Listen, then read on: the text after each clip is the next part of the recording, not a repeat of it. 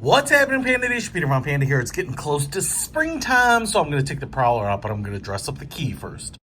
All right, so here's my Plymouth Prowler key. It's that kind of standard Chrysler early 2000s key fob. It's just plastic. It came with two buttons down here, one, but in the Prowler it's just one. And as you can see, it's kind of a little bit like a, I don't know, like a dog bone almost. And so I bought this little key cover. It's leather. I got it from China, and it's black with a little red stitching. I would have preferred different color stitching to match my car a little bit better. But as you can see, it has a loop down here at the end, a little lanyard, a little carabiner like clip so I could attach other things like the key itself. So maybe I'll even use that. That's kind of clever. And then another key ring if you wanted to have keys on it. It has those little tiny metal ring here which works kind of like a cotter pin to hold it together. So that's going to just kind of make sure that the whole thing doesn't splay apart. This is all I'm actually going to say I don't really think this is leather. I think it's a PU, a fake leather here, because the whole thing kind of screams a little too glossy for me, but it's nicely made.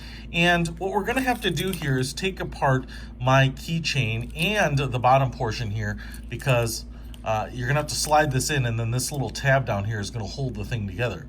And then we should have the lock, unlock, and the panic button still molded all in there. Top will peek out. So let's go ahead and put this together.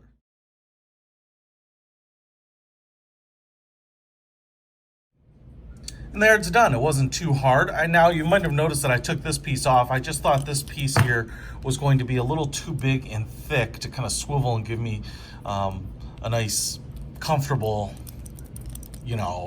experience with this key. So I took this off. I do like this. It's kind of nice. It's got a little like PU leather wrapped top up here, and it feels weighty, but I think this standard key ring just allows this to flow a little bit better. And as you might be able to see here, now we have a nice kind of leather cover for your typical Chrysler product. And I would say all the buttons seem to be pushable, and it's a nice tight fit. I actually had to kind of wedge this down there so it's not loose and feels like it's low quality or poorly made. It's just a nice way to dress it up, especially on these 20-year-old keys. The fobs look a little dated, so this is kind of something nice to keep them looking a little fresher. But also, if you've got this in your pocket, things clanking around, it protects it from getting beat up, from making that hollow, plasticky, clanking sound as well. So I'll put a link to this in the description if you want to get it. You can pick your cover up for pretty much any maker model, including Chrysler's. Peter from Panda out.